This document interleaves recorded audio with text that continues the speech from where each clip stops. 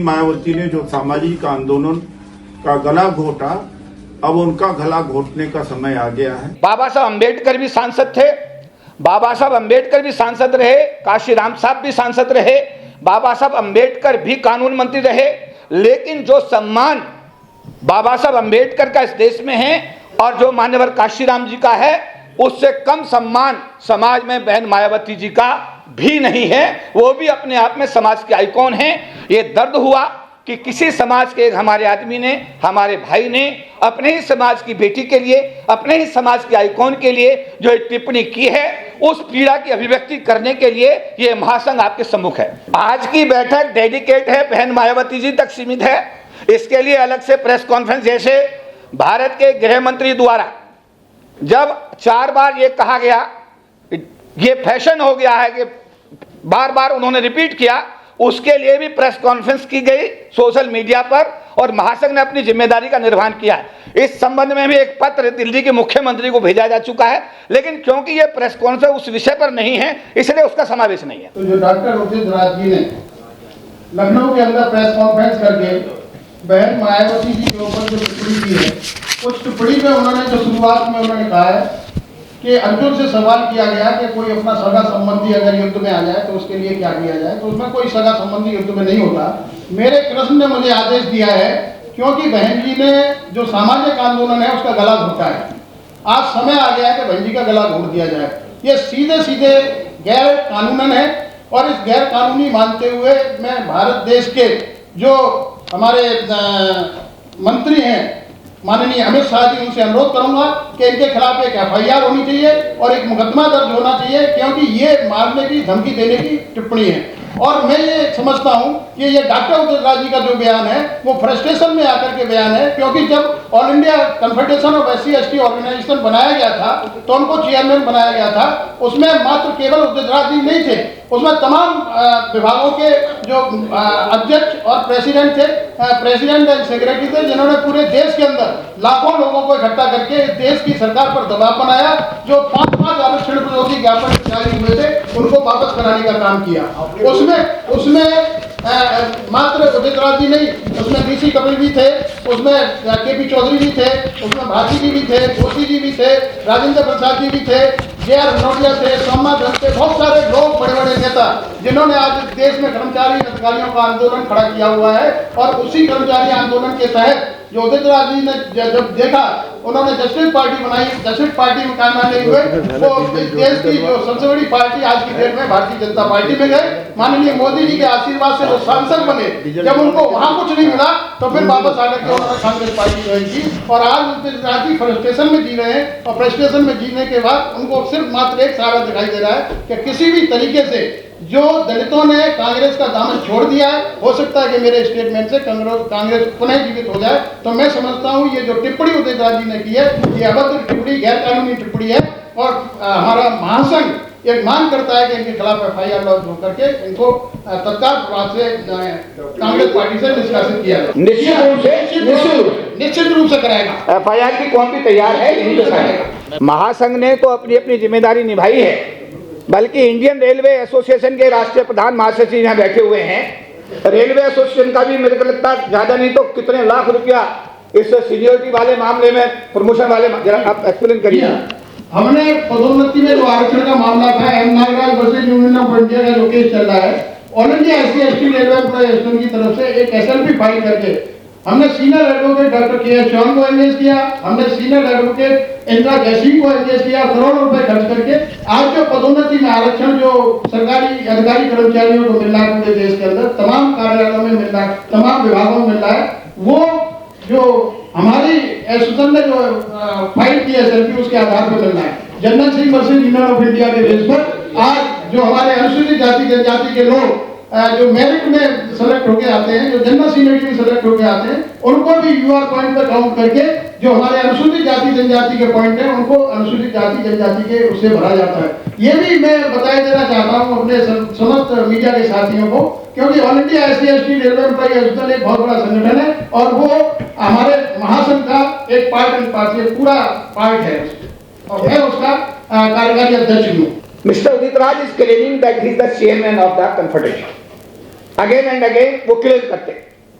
मैं समाज को स्पष्ट करना चाहता हूं कि ये कन्फेडरेशन फेडरेशन समाज के सरकारी अधिकारी कर्मचारियों का एक बड़ा देश का अपेक्स बॉडी है, जिसके अंदर अभी बताया गया इंडियन रेलवे है 3.5 lakh, state bank of India 80,000, PNB 50,000, LIC 33,000, bank विद्युत बोर्ड फेडरेशन 1.5 लाख। इसी टाइप से सारे विभाग जो यहाँ पर जुड़े हुए हैं, पंजाब नेशनल बैंक 50,000, ये सब जाकर लाखों लोग जुड़ते हैं।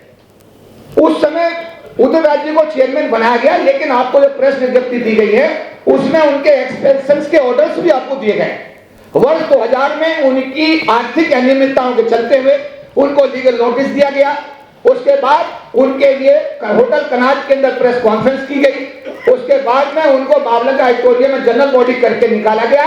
तत्कालीन सेक्रेटरी जनरल और तत्कालीन एक्टिव चेयरमैन के सिग्नेचर में प्रेस विज्ञप्ति आपको दी गई है। तो ये आपका पर्सनल मैंने एक सेकंड पर्सनल में I am coming to your point, let me explain. आपने सवाल किया, यहाँ इशू ये है कि ये गलती जो की है उदित राज ने की है, ये सरकारी अधिकारी कर्मचारियों के महासंघ ने नहीं की है। महासंघ बाबा साहब अम्बेडकर का, ज्योतिबा फुले का, मान्यवर काशीराम जी का, बहन मायावती जी का, समाज के जो भी महापुरुष हैं उन सबका हृदय से सम्मान करता है, उनको सल्यूट करता है और उनके किए गए कार्यों के लिए उनको नतमस्तक होता है। एक आदमी ने महासंघ का परिषद का नाम लेकर के उसने और भी बहुत सारी बातें कही हैं जिनका हम आपके यहाँ पर खंडन करना चाहेंगे। उदित राज ने कहा कि डॉक्टर B.R. अम्बेडकर को संविधान सभा के सदस्य के रूप में कांग्रेस लाई, ऐसा नहीं है। Doctor B.R. अम्बेडकर को संविधान सभा के सदस्य के रूप में बंबई प्रांतीय विधानसभा में कांग्रेस ने हराया। लिखिए, आप नोट करिए, जोगेंद्र नाथ मंडल अनुसूचित जाति के सदस्यों तथा मुस्लिम लीग के समर्थन से डॉक्टर B.R. अम्बेडकर संविधान सभा में बंगाल से चुने गए। कांग्रेस ने जानबूझकर बंगाल का वह हिस्सा पाकिस्तान को, जो अब इस समय बांग्लादेश कहा जाता है, उसको दे दिया और अब डॉक्टर अम्बेडकर संविधान सभा के सदस्य नहीं रहे। दिनांक 20 तो 1947 को ब्रिटिश प्रधानमंत्री क्लेमेंट एटली द्वारा घोषणा की गई कि सत्ता का हस्तांतरण जून 1948 से पहले हर हालत में किया जाएगा, लेकिन अगर जून 1948 तक भारत का संविधान तैयार नहीं हुआ तो सत्ता हस्तांतरण पर पुनर्विचार किया जाएगा।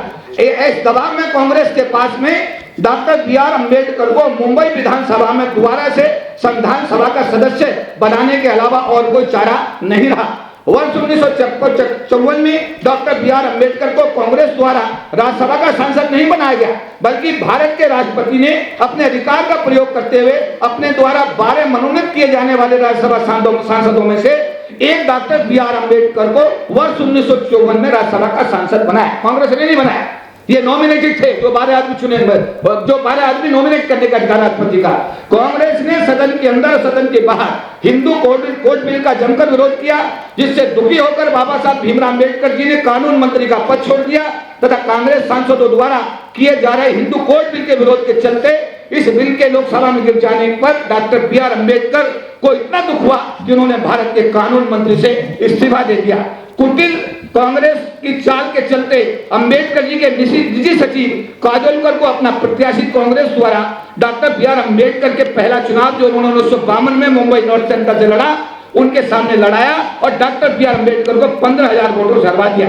इसके बाद वर्ष 1954 में डॉक्टर B.R. अम्बेडकर ने महाराष्ट्र के भंडारा निर्वाचन क्षेत्र से चुनाव लड़ा, जिसको कांग्रेस ने अपने कैंडिडेट के द्वारा 8,500 वोटों से हरा दिया। इस प्रकार उदित राज जी के द्वारा, डॉक्टर उदित राज के द्वारा इस विषय में जो प्रेस वार्ता में ये बिंदु दिए गए हैं, महासंघ इनका तथ्यों के साथ में खंडन करता है, विरोध करता है। उदित राज जी हमारे समाज के भाई हैं, हमारे पुराने सहयोगी हैं। हमारी कोशिश ये है समाज इकट्ठा रहे, एकजुट रहे, ऐसी टिप्पणी ना हो, आपस में बिखराव ना हो, एक दूसरे के पूरक बनकर काम करें। जब तक समाज इकट्ठा रहेगा, बाबा साहब ने कहा शिक्षित बनो, संगठित रहो, समझे निभाता, और इकट्ठा रहोगे, समझे निभाता।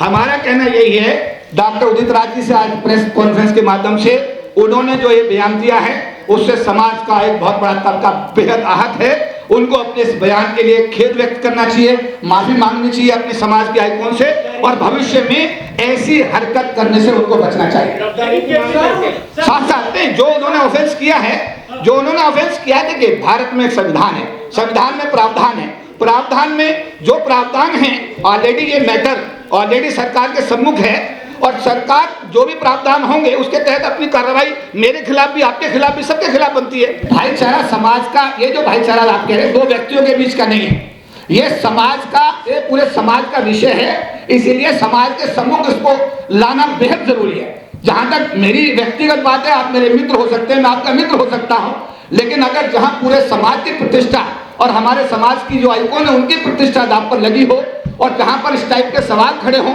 तो उनको ऐसी प्रेस कॉन्फ्रेंस करके अपने पक्ष को प्रस्तुत करने का इस डेमोक्रेटिक देश में सबको अधिकार है। देखिए, जब भी आपने जो अभी बात कही, जब भी ऐसे चीजें आती रही हैं, आपको साथ महासंघ का इतिहास में जानने की जरूरत पड़ेगी। महासंघ वो संगठन है कि जब भारत के सुप्रीम कोर्ट ने SC ST का आरक्षण खत्म किया तो इस महासंघ ने वर्ष 1997, 98, 99, 2000, 2001, 2 में लाखों लोगों की रैलियां की हैं। इतिहास उसका गवाह है। 3 दिन तक लोकसभा को सांसदों की मदद से बंद कराया है। सरकार के तत्कालीन प्रधानमंत्री अटल बिहारी वाजपेयी को बोलने तक का मौका नहीं मिला, सरकार को बैकफुट में आना पड़ा और उसके बाद में सरकार को संविधान में 3 संशोधन 81, 82, 85 करके अनुसूचित जाति जनजाति समाज के आरक्षण को बचाने का कार्य करना पड़ा। जब 2 अप्रैल 2018 को भारत बंद हो रहा था, महासंघ बिल्कुल सड़क पर था। जब भी ऐसी चीजें आती हैं समाज पर, जब भी अत्याचार होता है, महासंघ हर अत्याचार में अपनी जिम्मेदारी को पूरी मजबूती के साथ उसका निर्वहन करता है। हम तो ये कह रहे हैं कि ये जो उन्होंने स्टेटमेंट दिया है इसके लिए उन्हें शर्मिंदगी होनी चाहिए, इसके लिए उन्हें खेद व्यक्त करना चाहिए। भविष्य में ऐसी पुनरावृत्ति ना हो इस बात का ध्यान रखना चाहिए। और क्योंकि बहन मायावती जी बहुत बड़ी समाज के आइकॉन हैं और उदित राज जी उनके सामने एक small drop of the ocean है, उनको अपने इस कृत्य के लिए उनसे माफी मांगनी चाहिए।